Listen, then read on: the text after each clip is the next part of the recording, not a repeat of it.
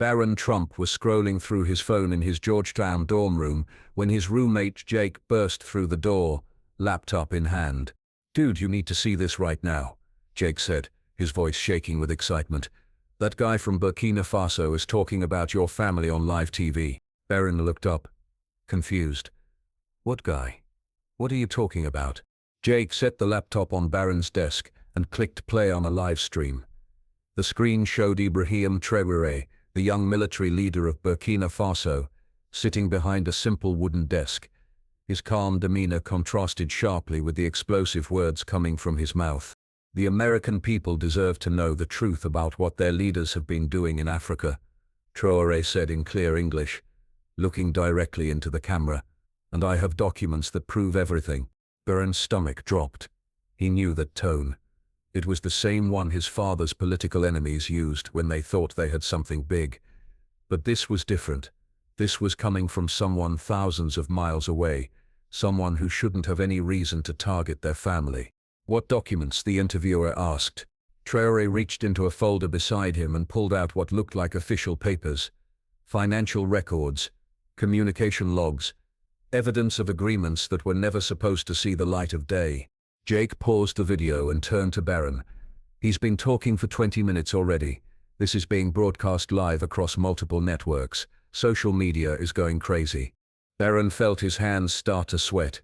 His father had taught him that in politics, timing was everything, and this timing couldn't be worse. The family was already dealing with enough scrutiny, and now this unknown leader from West Africa was claiming to have damaging information. "Play it," Barron said quietly. The video resumed, and Traoré continued speaking with the confidence of someone who knew he held all the cards.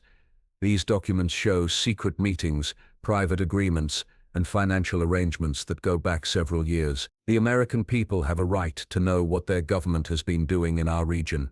Barron's phone started buzzing incessantly. Text messages were flooding in from friends, family members, and even numbers he didn't recognize. The story was spreading fast, faster than anything he'd ever seen. "We need to call my dad," Barron said, reaching for his phone. But Jake grabbed his wrist. "Wait. Let's hear what else he says first. You need to know what you're dealing with before you make that call." On screen, Traoré was now holding up photographs. The quality wasn't perfect through the live stream, but Barron could make out what looked like official meetings, handshakes, and documents being exchanged. "This first photograph shows a meeting that officially never happened," Traoré said, "but I can tell you exactly when and where it took place and who was present." Barron felt sick. Whatever this was, it was serious. Traoré wasn't some random troublemaker looking for attention. He was organized, prepared, and clearly had access to information that could cause real damage. The comments on the live stream were moving so fast they were barely readable, but Barron caught glimpses of words like explosive, scandal, and impeachment. His fears were being confirmed in real time. "How did he get this stuff?" Barron whispered. Jake shook his head. "That's what everyone's trying to figure out, but look at the viewer count." Barron looked at the numbers at the bottom of the screen. Over 2 million people were watching live, and the number was climbing rapidly. This wasn't just going to be a small news story that would disappear in a day. This was becoming a major event. His phone rang. It was his father. Barron stared at his father's name on the phone screen for 3 rings before answering. "Dad, have you seen the news?" His father's voice was tight, controlled, but Barron could hear the underlying tension. "I'm watching it right now. Jake showed me the live stream." "Good. I need you to listen very carefully. Do not talk to anyone about this. No reporters, no friends, no professors, nobody. Do you understand?" Barron looked at Jake, who was still glued to the laptop screen. "Dad, what is this about? How does this guy have information about our family?" There was a pause on the other end of the line. In that silence, Barron heard something he'd rarely heard from his father: uncertainty. "It's complicated, son. There are things about international relations that the public doesn't understand. Sometimes governments have to make difficult decisions." "But what kind of decisions? What is he talking about with these documents?" On the laptop, Traoré was now displaying what looked like bank statements. The numbers were partially blurred, but the amounts visible were staggering. "We transferred over $50 million through various channels," Traoré was saying. Money that was supposed to help our people, but instead ended up funding operations that had nothing to do with humanitarian aid. Barron felt his chest tighten. Dad, is this true? Barron, politics isn't black and white. Sometimes you have to work with people you don't necessarily agree with to prevent bigger problems. That's not an answer. His father's voice hardened. It's the only answer you're getting right now. I need you to pack a bag and come home immediately. Your Secret Service detail is already on their way to pick you up. What? Dad, I have classes tomorrow. I have an exam on Thursday. None of that matters right now. This situation is going to get worse before it gets better, and I need you somewhere safe. Jake suddenly grabbed Barron's arm and pointed at the screen. Traoré was now holding up a photograph that made Barron's blood run cold. It showed his father shaking hands with a man in military uniform, but it wasn't from any official visit that Barron remembered seeing in the news. This meeting took place in March of last year, Traoré said. It was supposed to remain secret, but I believe the American people have a right to know what their leaders are doing in Iran. Dad, Barron whispered into the phone. He's showing photos of you. The line went quiet for a moment. How clear are they? Clear enough. Damn it. His father's composure was starting to crack. Listen to me very carefully. Pack light, just essentials. Don't use your credit cards. Don't make any stops. The Secret Service will handle everything. But what about? No questions right now, Barron. Just do what I'm telling you. The call ended abruptly, leaving Barron staring at his phone in shock. Jake was looking at him with wide eyes. Dude, this is insane. Your dad sounded scared. Barron had never heard his father sound scared before. Angry, frustrated, annoyed, but never scared. That realization hit him harder than anything Traoré had said on the live stream. I have to go home, Barron said, starting to gather his things. Right now? But we need to see how this ends. He said he has more documents to show. Barron paused. Part of him wanted to stay and watch the rest of the broadcast, to understand exactly what his family was dealing with. But another part of him was terrified of what else Traoré might reveal. Keep watching, he told Jake. Record everything. Send me updates. As Barron started throwing clothes into a bag, he could hear Traoré's voice continuing in the background. The next document I want to show you involves arms deals that were never reported to Congress. Barron's hands were shaking now. Arms deals? What had his father gotten involved in? His phone buzzed with a text from an unknown number. Tell your father that this is just the beginning. A friend. Barron showed the message to Jake, who went pale. Someone knows you're here, Jake said. Someone knows you're watching. The implications of that hit Barron like a truck. This wasn't just about his father anymore. Somehow he was being watched too.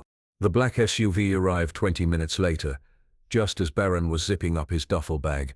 Through his dorm window, he could see two Secret Service agents in dark suits, waiting by the vehicle. The sight had been reassuring, but instead it made everything feel more real and more dangerous. Jake was still glued to the laptop, frantically taking notes.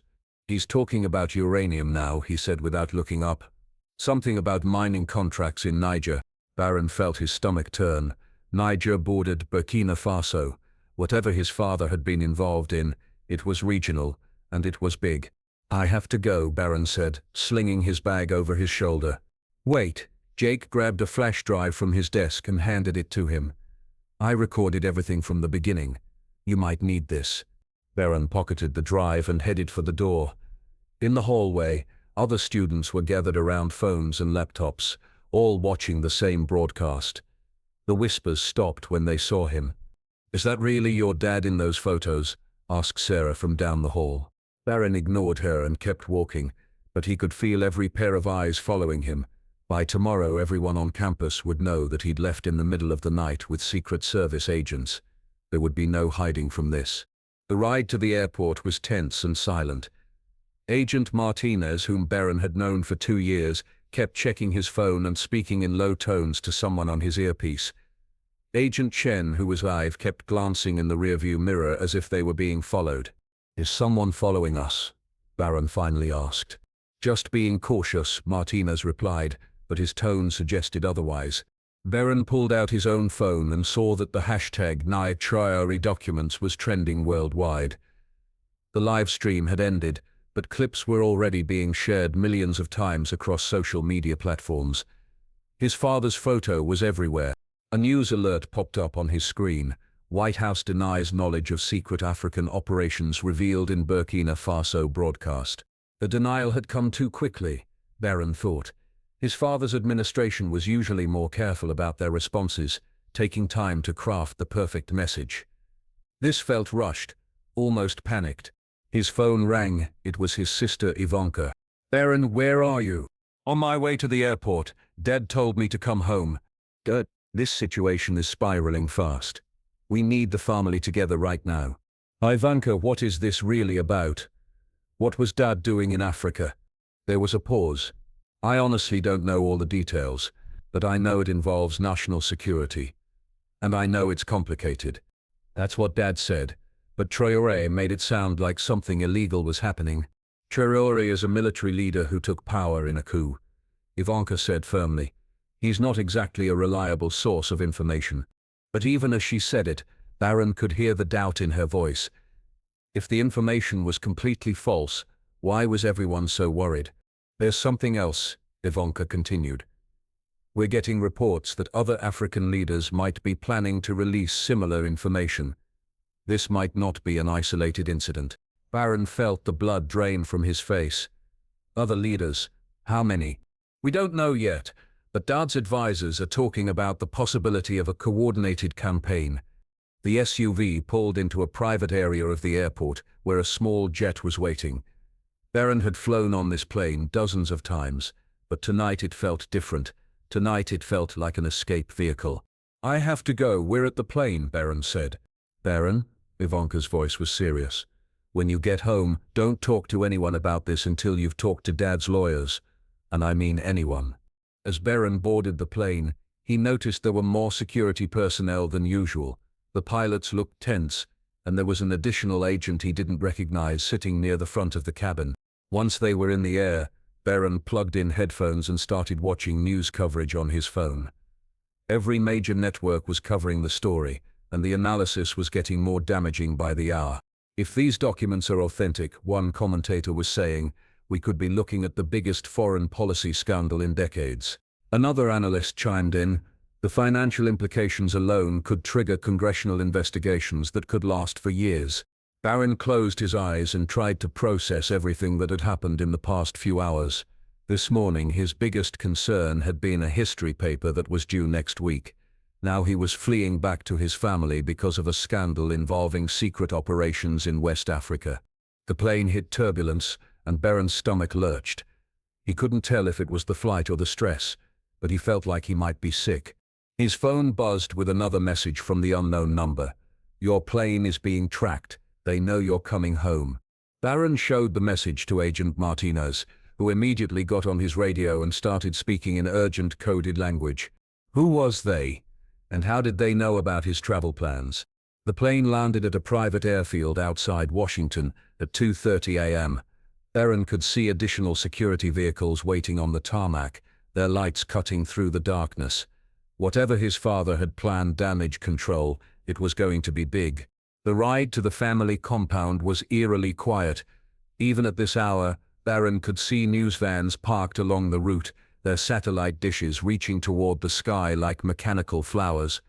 Reporters and cameramen were camping out, waiting for any sign of movement from the family. "How long have they been there?" Barron asked Agent Martinez. "They started showing up about an hour after the broadcast ended. We're expecting more by morning." The compound itself was lit up like a fortress. Additional security checkpoints had been set up, and Barron counted at least a dozen agents patrolling the grounds. His father wasn't taking any chances. Inside the main house, the family was gathered in the secure conference room that his father used for the most sensitive discussions. The room had no windows and was regularly swept for listening devices.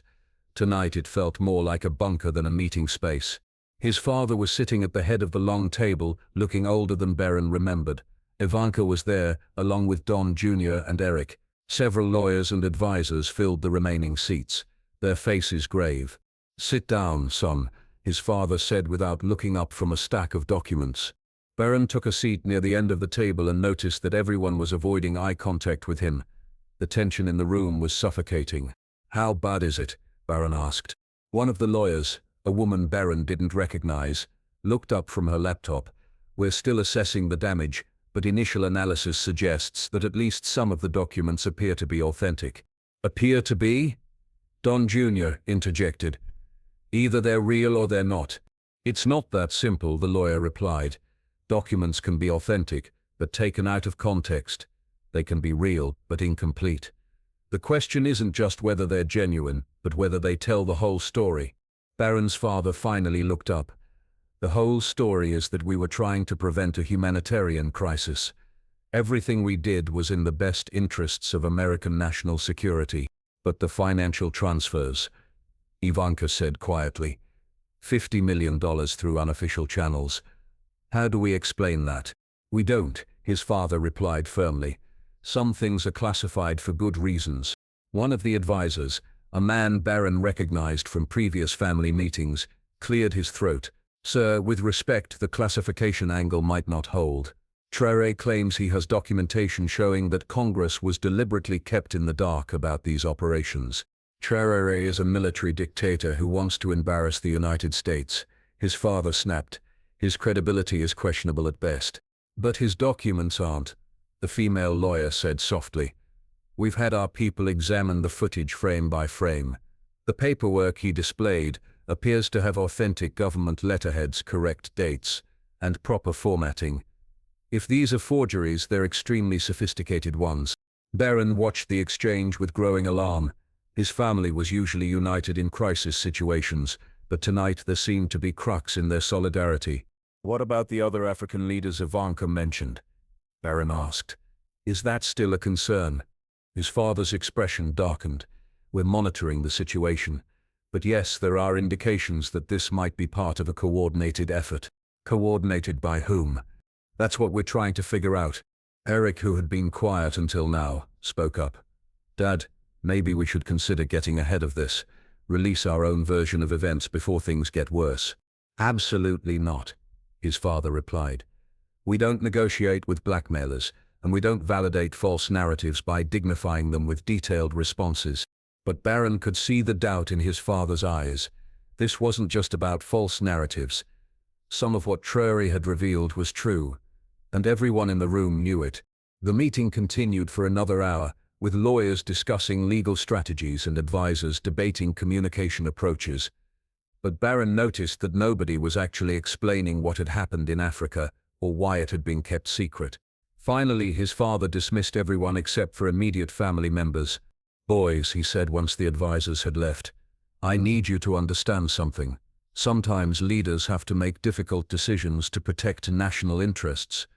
Not everything can be shared with the public, and not every action can be fully explained." "But Dad," Barron said, "if what you did was legal and necessary, why is everyone so worried?" His father was quiet for a long moment. "Because, son, even legal actions can be made to look improper if they're presented in the wrong light. And that's exactly what's happening here." Ivanka leaned forward. "Dad, Barron deserves to know the truth. If this is going to affect all of us, he needs to understand what we're dealing with." Their father looked around the table at his children, and for the first time that night, Barron saw something that looked like regret in his eyes. "The truth," he said slowly, "is that we were trying to prevent several African nations from falling under Chinese influence. The operations Traoré is talking about were designed to support democratic movements and counter Chinese investment in the region." "And the money?" Eric asked. "The money was funding for legitimate political and humanitarian organizations. But because of the sensitive nature of the work, it had to be channeled through unofficial sources." Barron felt a small sense of relief. If that was the truth, it didn't sound nearly as bad as Traoré had made it seem. But then his father continued. "The problem is that some of those organizations ended up using the money for purposes we didn't approve of, and some of the people we worked with turned out to be less reliable than we thought." The relief evaporated immediately. Barron woke up 6 hours later to the sound of helicopters circling overhead. News helicopters, he realized, as he looked out his bedroom window and saw the expanding crowd of media vehicles surrounding the compound. His phone had been buzzing constantly through the night, but he'd turned it to silent mode. Now, checking his messages, he saw hundreds of notifications from social media, news alerts, and text messages from friends and acquaintances. The story had exploded overnight. Traoré documents was still trending, but now it was joined by African Gate and secret operations. The situation was spiraling beyond anything his family had dealt with before. Jake had sent him a series of updates throughout the night. More African leaders are coming forward. Presidents of Chad and Mali say they have similar documents. Congress is demanding an immediate investigation. Opposition party is calling for impeachment proceedings. Dude, this is insane. International community is getting involved now. Barron got dressed quickly and headed downstairs, where he found his father in the kitchen with a cup of coffee and a stack of newspapers. Every front page carried some version of the same story. "Good morning, son," his father said, but his voice lacked its usual confidence. "How are you holding up, Dad?" "I've been through worse." But even as he said it, Barron could see the exhaustion in his father's eyes.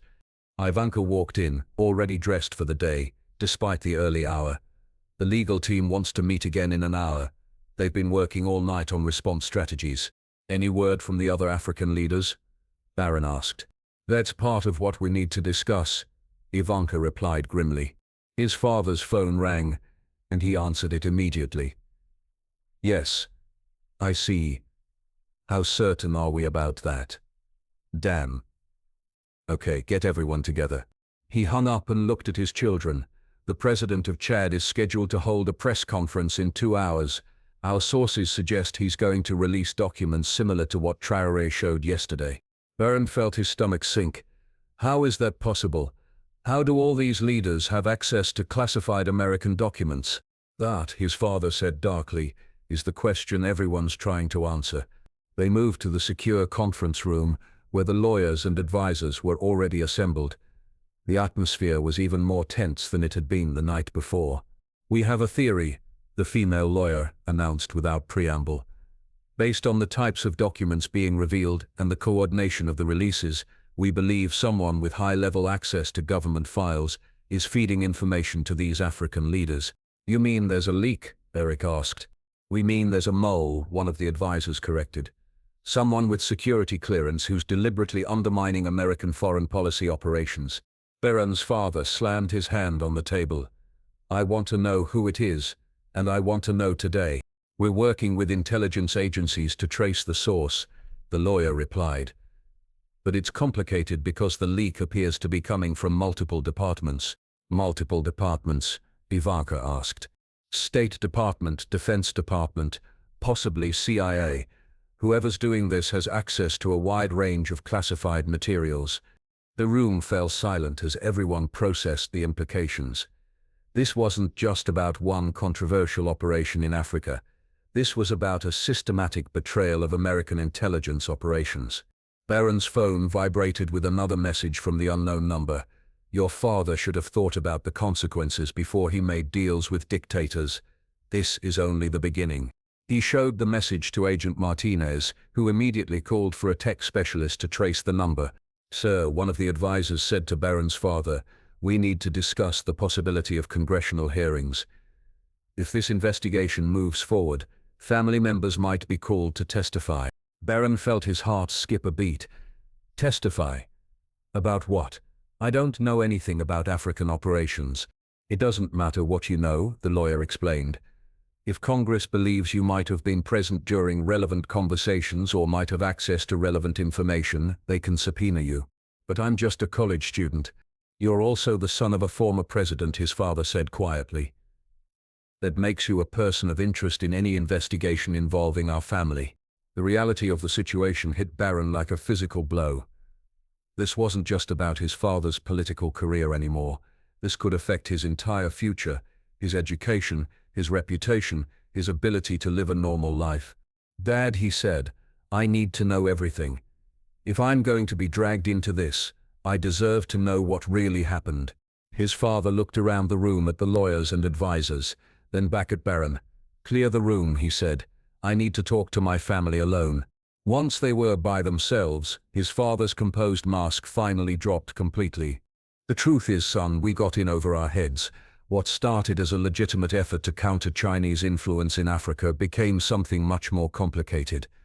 We ended up working with people who had their own agendas, and some of the money we provided was used for purposes we never intended. What kind of purposes? Dunn Jr. asked. Arms purchases, political assassinations, coups that we didn't authorize but ended up benefiting from. Barron felt the room spin around him. Assassinations? Dad, I know what it is, his father said firmly, and I know how it looks. But you have to understand, we were trying to prevent these countries from falling under authoritarian control. Sometimes that requires working with imperfect partners. But if people died, people die in conflicts whether we're involved or not. The question is whether our involvement made things better or worse in the long run. Barron stared at his father, trying to reconcile this revelation with the man he'd always looked up to. How many people knew about this? Very few, which is why this leak is so damaging. Someone with access to the most sensitive information is deliberately trying to destroy us. The weight of the secret settled on Barron's shoulders like a physical burden. His father hadn't just been involved in controversial foreign policy decisions. He'd been part of operations that had resulted in people's deaths. And now somehow Barron was going to be held accountable for it too. By noon, the situation had deteriorated beyond anyone's worst-case projections. The president of Chad had held his press conference as scheduled, revealing documents that showed American involvement in arms deals that had destabilized the entire Sahel region. Within hours, the leaders of Mali and Niger had followed suit with their own revelations. Barron sat in the family's media room watching the coverage with a mixture of fascination and horror. The three African leaders appeared to be coordinating their releases perfectly, each one building on the revelations of the others to create a comprehensive picture of American covert operations in the region. It's like they're telling a story, he said to Ivanka, who was pacing behind the couch. That's exactly what they're doing, she replied. This isn't random. Someone has orchestrated this entire campaign. On screen, Ibrahim Traoré was being interviewed via satellite by a major American news network. His calm demeanor and articulate responses were making him seem like a credible whistleblower rather than a military dictator. The American people deserve to know what their government has been doing in our region, Traoré was saying. These operations have resulted in thousands of deaths and have destabilized multiple countries. The interviewer pressed him, but you're a military leader who came to power through a coup. Why should Americans trust your version of events? Because I have the documents to prove everything I'm saying, Traoré replied smoothly, and because the truth doesn't depend on who's telling it. Barron had to admit that Traoré was handling the interview brilliantly. He came across as reasonable, well-informed, and genuinely concerned about his people's welfare. It was exactly the opposite of how American media usually portrayed African military leaders. His father walked into the room, looking more haggard than Barron had ever seen him. "We have a problem." "Another one?" Ivanka asked. "The FBI wants to interview Barron." The words hit like a physical blow. "What? Why?" "Because your phone records show that you received messages from an unknown number that appears to be connected to the leak investigation. They want to know what those messages said and whether you responded to them." Barron felt his throat tighten. "Dad, I never responded. I just showed them to Agent Martinez." "I know that and you know that. But the FBI doesn't know that yet, and until they're satisfied that you're not involved in this conspiracy, you're going to be under scrutiny." The reality of his situation was becoming clearer by the hour. He wasn't just the son of a former president caught up in a scandal. He was potentially being viewed as a participant in whatever was happening. "When do they want to talk to me?" "Tomorrow morning. The lawyers will be with you, but Barron, you need to understand how serious this is. If they believe you're withholding information or lying about anything, you could be charged with obstruction of this." Barron sank deeper into the couch cushions. "This is insane. Yesterday I was a college student. Today I'm a suspect in a federal investigation." Ivanka sat down beside him. "We're going to get through this. The family sticks together, no matter what." But even as she said it, Barron could see the doubt in her eyes. The scandal was growing bigger by the hour, and there was no telling where it would end. His phone buzzed with yet another message from the unknown number.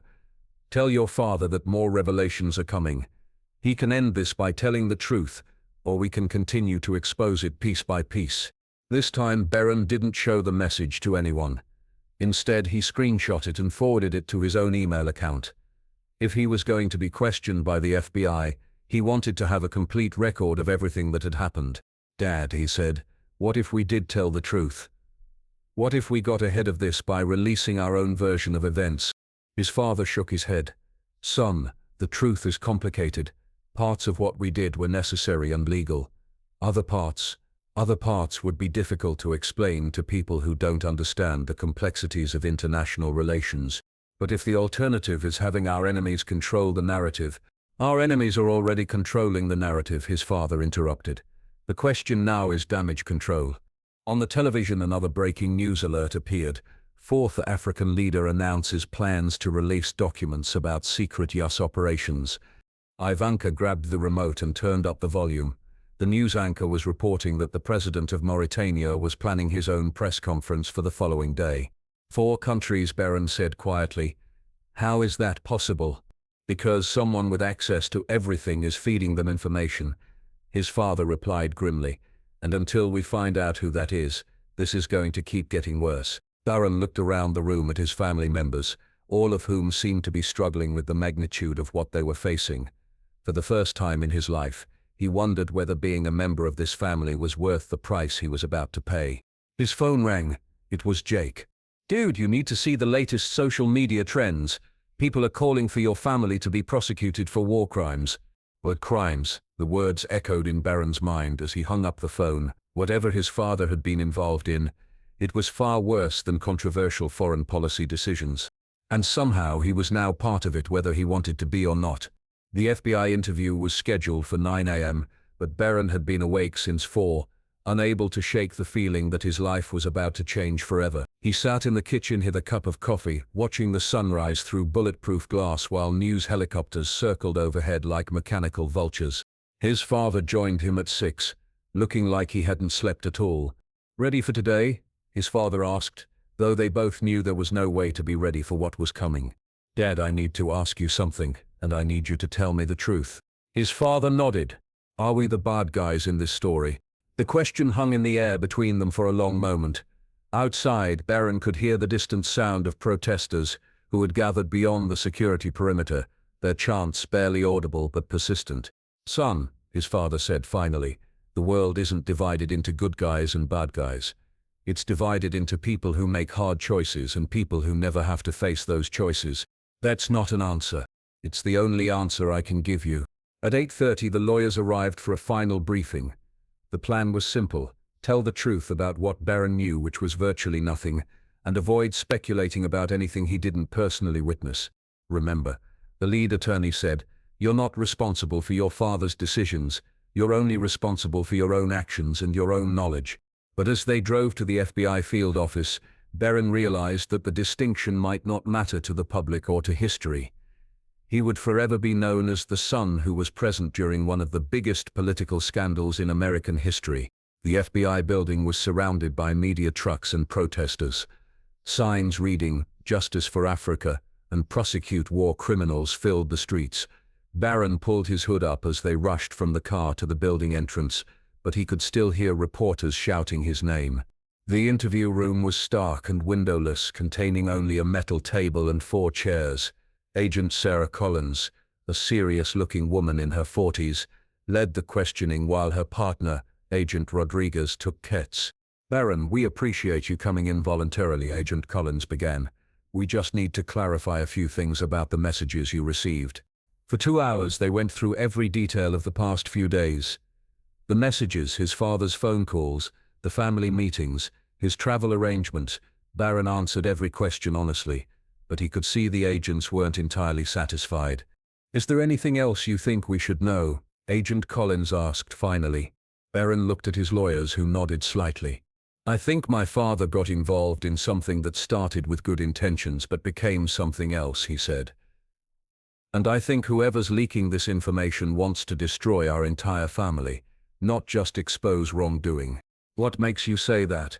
"Because they're targeting me too, even though I had nothing to do with any of this." that suggests this isn't really about justice, it's about revenge. The agents exchanged glances. Revenge against whom? I don't know, but someone with access to classified information is orchestrating a campaign to destroy us. That's not whistleblowing,